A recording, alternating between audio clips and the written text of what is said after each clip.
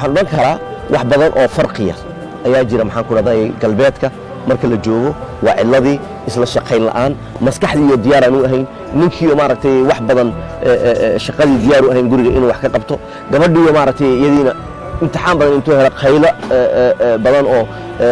mararka qaarkood ay dhici karto iyadii ninkeedii inay isku dhacaan taasina ay keensatay inay isku adkaysan waayaan ay kala tagaan gacmaha isqabsanayaan bannaanka u bixi karaan makhaayad bay aadi karaan gabadhiisa ma aragtay meeshu doonuu la mari karaa mujtamacu lama yaabayo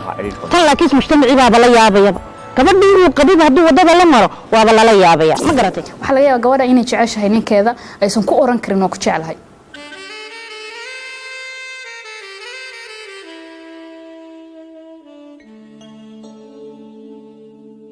hibo cumar iyo axmed sheekh jawaari waa lamaane isjecel isna qaba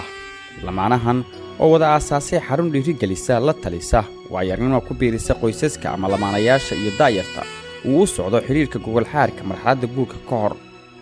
axmed iyo hibo waxay degan yihiin dalka ingiriiska isla markaasna waa halka ay ka aasaaseen xaruntan dhowaan ayay Soomaaliya soo gaareen iyagoo la kulmay soo dhaweyn xambaarsan xiiso iyo farxad bulshada ku nool Soomaaliya waxay in badan ku soo noqnoqday wafti ka socda maamul ama siyaasi iyo wafti uu hogaaminayo oo la soo dhaweeyo balse hibo iyo axmed ayaa dareenkaas iyo marxaladaasba sabab u noqday inay bedelaan toddobaadyo ay ku safrayeen Soomaaliya waana taxiisaha u yeeshay kulamada ay la yeelanayeen qaybaha kala duwan iyo ee bulshada iyo soo dhaweynta aysan filanayn ee loo sameeyay arrin kale oo taas hadaysan u dhigmin ka sii miisaan weyn ayaa ah cishqiga lamaanayaal isjecel oo Soomaaliya oo caan noqday hore umaysan dhicin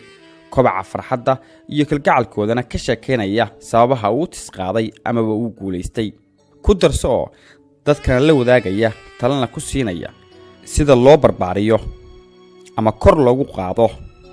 horumarka qoysaska iyo lamaanayaasha ku dhibaatoobay dhirindhirinta hamigooda iyo kuwa ku foogan inay iminka nolosha wadaagaan labadan lamaane oo bog cusub u furaya nolosha iyo taariikhda jacaylka guuleystay ee Soomaalida iyo ka ay ku dhaqmaan waqtigan oo ay qoyska noqdeen iyo talada ay bulshada la wadaagayaan waxa saldhig u ah diinta islaamka iyo sunnaha nabigeena Maxamed naxariis iyo nabadgelyo korkiisa ha noqotee kulamada ay qabteen ayaa waxa ka qayb galay boqolaal qof kuwaas oo ka faa'iideysanayay talooyinka ay bixinayaan dad kamid ah kuwa ka qayb galay kulamadan siiba kuwii ay ku qabteen Puntland ayay soo jiiteen khudbadaha afkaarta iyo su'aalaha la isdhaafsaday qalabka warbaahinta Soomaalida ayaa warar iyo barnaamijyo badan ka diyaariyay hibo iyo axmed hadalhaynta ugu badanna waxay ka noqdeen fagaarayaasha dadku ay ku kulmaan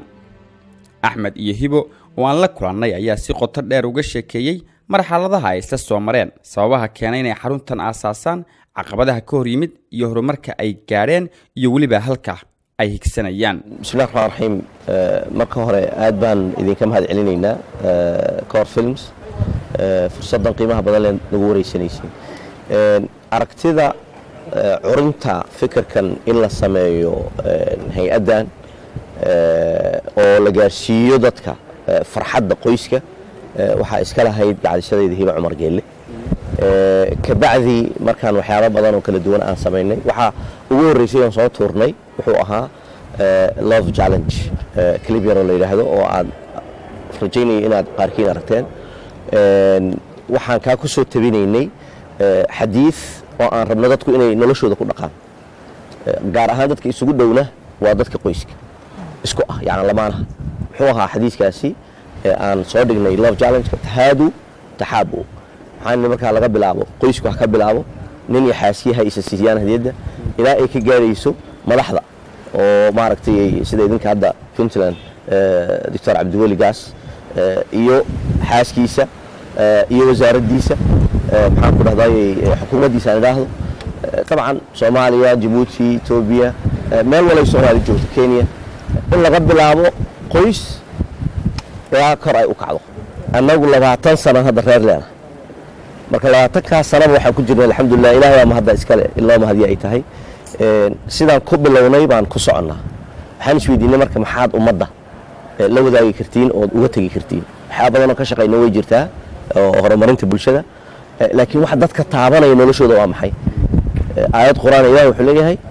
wa amma bi ni'mati rabbika fahaddith marka aayadaas baan dhinac ka galay waxaan idin nicmad maxaan haysanaa waxaad haysatiin wax qurux badan waxaa qurux badan guryo ma laga yaabaa inaad haddaad la wadaagtaan inay qurux badnaadaan waa maxay waa isfahanka waa kalgacalka isku dhibrinta marka intaasaan jeclaanay inaan anaguna idinla jeclaanay idinka waad soo gudbino marka taana waxaa sabab ka ahayd hibo kolka horeba sidaa Axmed sheegay dacwadan ku jirnay horumarinta dadka ummadda in la wacdiyo in ummadda khayr loo horseedo wax la tuso wax loo sheego marka taasi waa iska guud ahaan laakiin waxaan jeclaysanay wax khaas ah meel khaas ah inaan abaarno oo meeshaas uun ka mid dhalino oo meeshaas ma dartay ay noqoto wixii dacwadii iyo maartay wax qabadkii uu Ilaahay noo abuuray in qof walba sabab uu Ilaahay adduunkan u keenay sababtii lagu keenayna wixii aad ku qaban lahayd Ilaahay ku soo raacinaya marka cilaaqada naga dhaxaysa iyo maxabada iyo kalgacaylka iyo wanaaga Ilaahay nagu manaysto waxaan awoodayna ku keensanay maahan taas waxay noo fudaydisay inaan ka warrami karno inaan u sheegi karno inaan dhalinyarta jiilka yaryar ee ilmahan dhalnay laga aan bari karno guurku wuxuu yahay iyo maxabada iyo wanaaga ku jira ayaan taasaan nagu dhalisay waa tahay sida uu sheegay Axmed Sheekh Axmed xadiiska ugu horeeyay ka hadlayseen jacaylka iyo wada noolaanshaha iyo qoyska ama iyo hadiyada qaab la isku siin lahaa maxaa fi idinka soo noqday dareena wallaahi waa ma sha Allah sawirka yar amba clipka yar internetka ku jira waa la wada heli karaa love challenge baan u saarnay waxa weeyaan in hadiyada la isa siiyo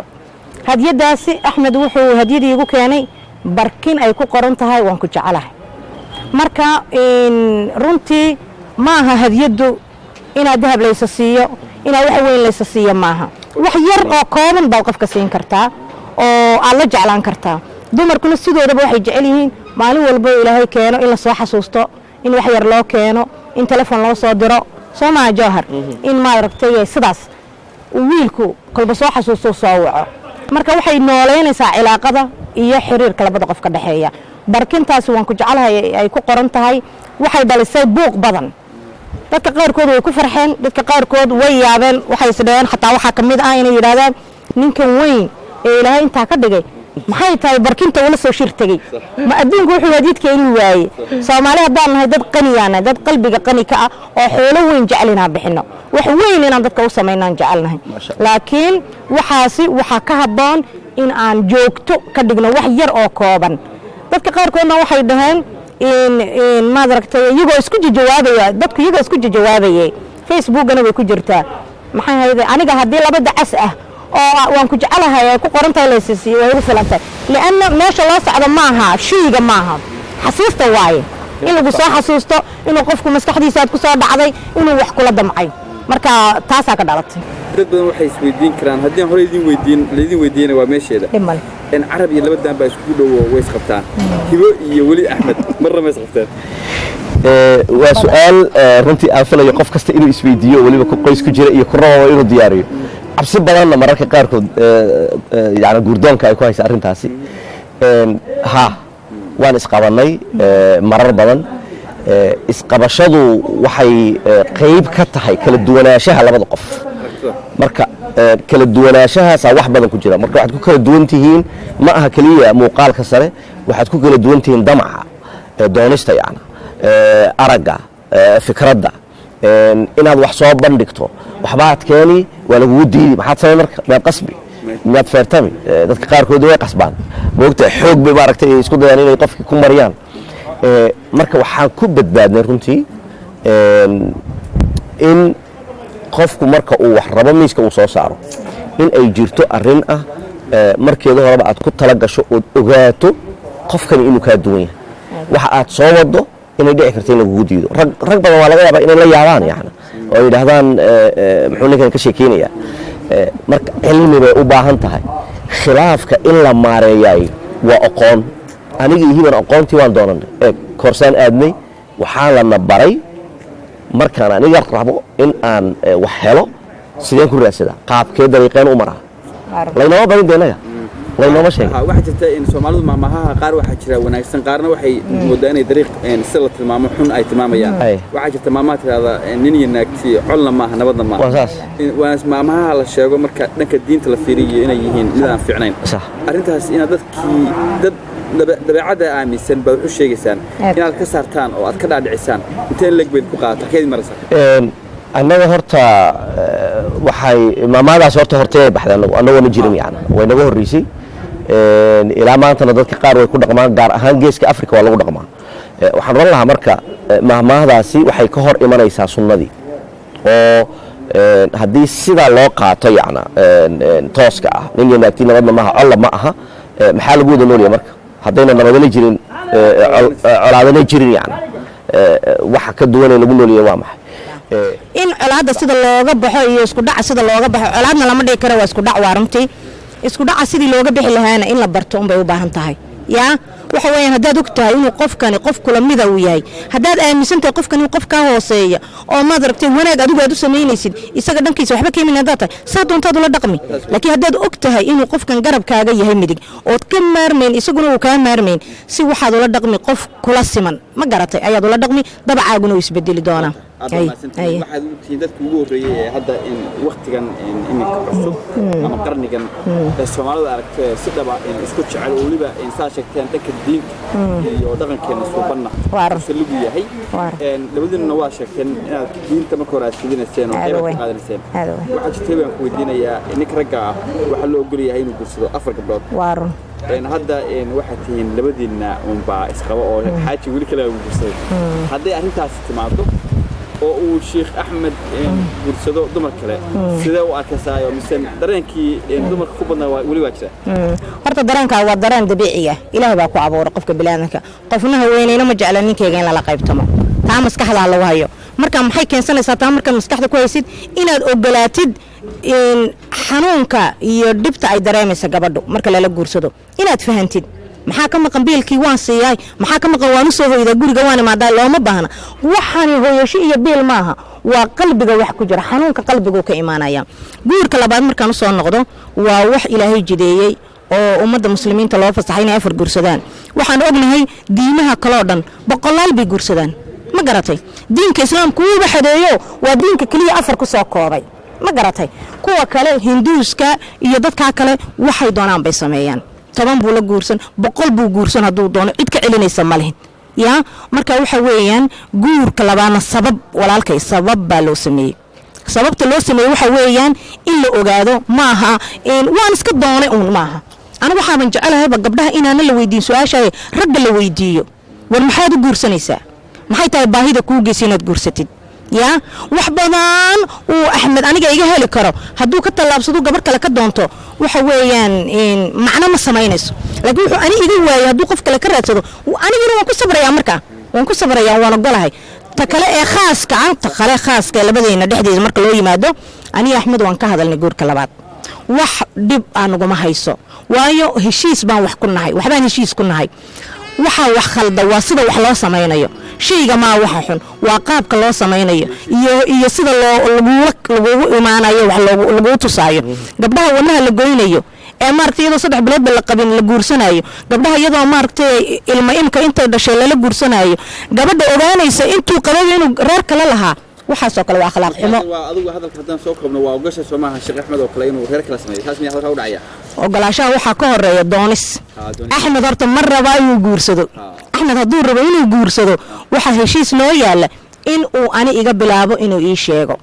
inuu aniga i karaameeyo inuu ma aragtay yiraahdo hiboy anna waan ku jecelahay baahidaasna way haysaa qof sida ii karaameeyo uma maleeyano inaan xumaynayo dadka ugu weyn jira waxa weeyaan jacaylku qalbigu ku jira jacaylkuna mararka qaarkood waxaad moodaa qalbiga wixii ku jira inuunan qaybsamin laakiin qofku kama dhigna hadii uu qof labaad guursado inuu qofkii labaad uu guursaday uunan jeclayn nabigu haween badan buu lahaa sallallahu alayhi wasallam mid kastana iskeed buu jeclaa waqtahay qaarna uu sii jeclaa levelay kala lahay marka horta dadku inay fahmaan baa muhiim taas mid labaad sida ay hiba inoo sheegtay guurka labaad wuxuu ku xidhan yahay doonis iyo damac ragana waxaan u sheegayaa gabdhuhu inay ogaadaan ragga damac kama dhamaado adoo qababo maaragtay gabar kale dabci gabdhuhu inay bartaan baa rabaa maskaxda ragga maxaa ku jira maskaxda ragga waxa ku jira gabar baa u sawiran bilicda aad u jecel yihiin gabar Soomaaliyeed la qabo ninkeedu uu la guursanin horta bilicda ku dadaasho inay bilicda ilaaliso sidii markii la shukaansanayo kasbato odageeda iyo qalbigiisa inay kasbato oo ah akhlaaq wanaag iyo dabc wanaag anigu waxaan ku faraxsanahay waxa aan ka sheekeynay ka sheekayso runtii gabdhuhu qaylada waxay ka keenaan waxaa lagaga dhigaa kadis wax lamana qiimeeyo gabadha ninka Soomaaliyeed wuxuu aaminsan yahay qaarkood waxay aaminsan yihiin inay gabadha leeyihiin waa kii la sheegay hadda qisadii maaragtay 12 geela gabadhii laga bixinayay marka gabadhu 12 geela ka bixiyay maxay ba sheegidee isma wali kartid maaragtay meesha fadhiisay marka waxaan oran lahaa damaciisa ninku hala wadaaga gabadha hadday dib ku keenayso oo maaragtay dhulku qarxayo process galiyo kaba meelaha kaga keeno farsamada isaga lama rabo farsamo inuu sameeyo magarat anigana de waaba tiiba ka haduu doonay farsamo marka hal isugu dawaadan doon idinka wax ka wada hadli doon waxa jirta aan rabeen weydiiyo in dad idinku dibadda ka timaadeen marka horena kula gudaha ka tagteen sida in badan oo ka yihiin waxa jirta dad walwal ku ay ku hayso dadka dibadda dhaqanka dibadda yaala iyo kan gudaha idinku wacyi gelin baad iyo kulan baad ka sameeyeen dibadda gudahana waa idinka yimid oo muqdishada soo maray garowana waa idinka kulan ku qabtay maxaa ay ku kala duwan yihiin qoysaska dibadda iyo qoysaska gudaha jooga oo marka la fiiriyo dhanka maxabada isku xidhnaanta iyo kalgacalka ma aha dhanka kale nolosha horta su'aal kastoo la isweydaayay iyada kaligeed baa buug laga qori karaa oo de meelo badan oo way ballaaran tahay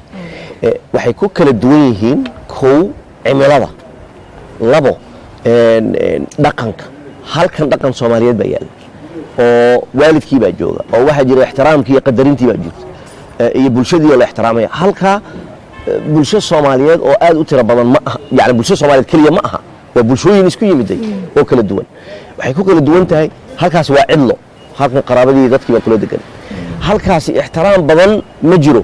oo labada qof ay is ixtiraamayaan haday Soomaaliyeed muslimiin ay yihiin mararka qaarkood maxaa yeelay haddii ay ixtiraami lahaayeen wiil baa ii soo diray maalin jarmalka iga soo diray wuxuu yidhi sheekh dadkeennii geeska afrika joogo cilmi badan aan lahayn oo weliba baadiye joogay oo noloshoodu raf ay aad u adkayd furiin ma dhici jira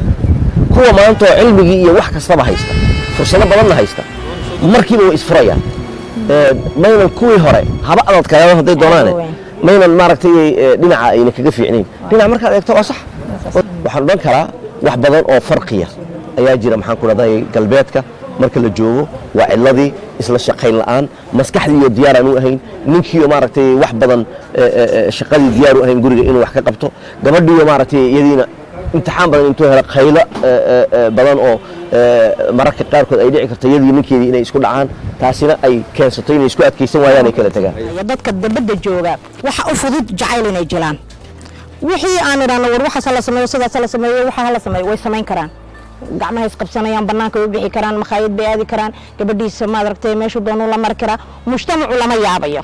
tan laakiin mujtamaci baa la yaabaya gabadhii uu qabib hadduu wadada la maro waaba lala yaabaya ma garatay marka halkan jacayl in lagu jelo inay adag tahan u maleeya laakiin halkan faa'iido waxa la qabaa in reerku uu badbaado laana waa la ilaalinaya waalidkii baa ma aragtay la jecel ka qaba halkaas faamiye ma haystaan oo waalidkii iyo qaraabadii iyo dadkii ma joogan laakiin waxa u fududeynaysa inay iyagu hadday isfahmaan way ku badbaadayaan iyagu hadday isfahmaan way ku badbaadayaan baan isleeyahay runtii khudbadu xasaasi bay ahayd runtii aad bay xasaasi u ahayd oo waxaba iga soo dhaxbaxdayba dadku inay runtii ay magaranaysaa jacayl u baahan yihiin waxa iga soo dhaxbaxday dadku inay magaranaysaa jacayl iyo naxariis ay ku jirto laakiin ay ku jirto xoogaa is adkeyn markii laga yimaadaan ay ku jirto xoogaa inay rabaan casharo iyo training iyo tababar يعني سيدا أكسونها مركلي لده هويوين ama dadkii annagana dhalay runtii waa la isku ursaday jacayl meel lagu dhigay wax lagu dhigay meesan arkinin macnii nolol baa la soo wada maray laakiin jiilkan maanta la joogo maanta teknolojiya casriya jirta wax walba maanta isbedeshay ilmaha markuu bas u qaangaaro ama aad u soo dareemo inuu qaangaaray ba waxaad ka dareemaysaa inuu qofkan isla markiiba u baahan yahay baahiyo dareen uu dareemayo uu u baahan yahay inuu dareenkan ya baahida meel ku guto isla markaasna uu rabo inuu reer iyo xaas sameeyo horta dadku de markayna arkeen qaarkoodna way la yaabay qaarkoodna way ku farxeen labaduba way jiraan hadda dhow baan sheekh kulanay runtii bulshada Soomaaliyeedna caanka ahoo laga dhex yaqaano wuxuu noo sheegay mawduucan aan bilownay in uu bilaabay dood fara badan dadka qaar baa maaragtay waxay yihiin dad ku adag dhaqanka oo waxani ay u arkaan wax cusub oo maaragtay reer galbeeda inay tahay dadka qaar baa waxay u arkaan inay tahay wax badbaadinayso oo soo celinaysa qoyskii wanaagsanaaba isku hayntiisii marka way jiraan way kala duwan yihiin laakiin annagu weli wax yani dhibaato ah kalama kulmin wax nacaybtinimo ana kalama kulmin waana soo dhaweynay labadaba maxaa yeelay bini'aadanka hadee ka koobanba kala duwanaansho aad baan ugu faraxnay runtii in uu mawduucani bilaabo dood iyo sheeki iyo inay qoys ka bilaamato ilaa ay gaadho meelaha dadka hogaamiyaasha culummada dhexdooda waxaana ka soo bixi doonaan rajaynaya inay meel isugu ururtay dhinac u baxdo dadka laakiin saamaynta ugu badan kuula oo kale waxa kamid ah qoyskaaga oo kale sida aabaha walaalada cayladaada ama qaraabadaada kuwaas oo kale soo arkeen horta runtii taageero weyn baan ka helay iyo duco laakiin de boqolaal maadaama ka maqannahay boqolaalkood lama wada hadal intii aan ka helay informationkooda waxay ahayd positive yacna wax ijaabiyo wanaagsan way noo soo duceeyeen ducada waa cajiib soo waxaa moodaa gabdhaha Soomaaliyeed ama Soomaaliya dadka maanta jooga burburku inay gabdhuhu hadal hays ka dhigteen ifur yani xoog ay u noqotay gabadha inay ifur soo wixii igu qosolka badnaa aan ka faa'iido waxay ahayd waxay tiri ifur waxay ka wadaan ifaham يعني قبر هذيك ترى يفر ويفهم صمرك aad bay muhiim u ahayd barnaamijkaas inay ragana ay dhigeystaan oo gabdhaha markii ay xoog ay ka dhigtaan yani xeelad kale ma haystaan ma ogtahay ay xoog ka dhigato tiraado ifur inuu u fahmo ifahan oo runtii dhaqmaad wanaagsan uu siiyo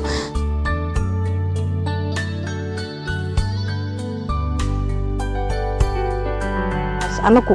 cilmi baan faafinaynaa dad baan wax baraynaa ma garatay na arkoona maqla ma lihin ma garatay wax annaka inaan dareenkayaga iyo wanaagga naga dhaxeeya ummadda ay arkaan ma u baahnin taas mana soo bandhigayno laakiin in reeraha la badbaadiyaan rabnaa marka waxay noo arkaan dad macallimiina oo wax baraya aad bayna u soo dhaweeyeen aad bay u soo dhawaana lagu farxay waana qorshe culus yaana la moodayna wax fudud galnay wax aad u culus baan faraha la galnay oo dadku ma aragtay wali conservative ay yihiin ay qaarkood sida wax ma sheegay ay moodayaanba waxaan inuu qurbo ka yimiday wax qurbo ka yimiday ma waa diinkeeni baan boorka ka jafaynaa aan ilawnay iyo dhaqankiisu banaa ma garateen marka waxa weeyaan wax dhibaato kale ma kulm ilaahay uu noo fudeydiyay wallahi ilaahay noo fudeydiyay istiqbaal wanaagsan waan helnay ummaduna waa soo dhaweysay qof ya laba wuxuu sheegana wax macna ku fadhiya ma soo aad baan ugu mahad celinayaa Sheekh Axmed Jawhari iyo Maama Hibo waxaan leeyahay insha Allah dad badan ama guryo badan yani runtii barnaamijkiina way ku intifaaci doonaan waxaan kala ka codsanaynaa in mar labaad iyo mar saddexaad ay soo laabtaan waxaan kala ka codsanaynaa in mujtamaceena ama madaxdeena ama dadka runtii shuyuukhdeena inay barnaamijyo iyo macaahid ay sameeyaan hata tusaale ahaan aniga ka Caaisha ahaan waxaan sameeyaa ama waxaan tababaraa dumar waxaan baraa cunnada waxaan ogaaday cunnada inay qayb ka tahay waxyaalaha lagu soo jiida qalbiga ninka soo marka gabadhii hadii ay cunnadii baratay ay ninkeeda ku soo jiidan karto halkaana diintii ay ka baratay yani xuquuq soo jeenka wuxuu ahaa runta guriga ma burburen wax badan bay ka bedeli kartaa markay dhageystaan talooyinka lagu wacyigelinayo familiga jira iyo kuwa isdoonaya iyo kuwa rajadoodu tahay ku haminaya in iskursadaan wax isku keeni kara ama isku soo dhaweyn kara wax kasto dhexdooda ka jiray oo inqilaab ama jaceylku inuu jiro baan aaminsanahay yimaadana markii labada qof qoys sameystaan gudaha guriga ka dhex yimaado markaas waxa laga yaabaa gabadha inay jeceshahay ninkeeda aysan ku oran karin oo ku jecelahay waxa laga yaabaa haduu ku dhaho tusaale ahaan oo ku jecelahay inuu yiraahdo aniga maxaa ii jeceshay ama haduu dhunkado oo ay dhunkanto kale inay tiraado anu kitaab miyaan ahay maxaa ii dhunkanaysaa soo marka jaceylka wax jira waaye waana loo dhintaa hadii la rabo in loo dhinto waa loo dhintaa jaceyl waana wax jira waana aaminsanahay haduusan jaceyl jirin in runtii iisan guri jirin yani jaceyl guri aanan oolin runtii guri maahan waxay noqonaysaa guri baahi lagu guto isla markaasan ilmo kaliya la iska dhalay noqonaysaa laakiin haddii jaceyl jirto runtii horumar badan hadda tusaale ahaan oo kale gabar iyo wiil isqabo oo kale jaceyl hadduu dhex yaalo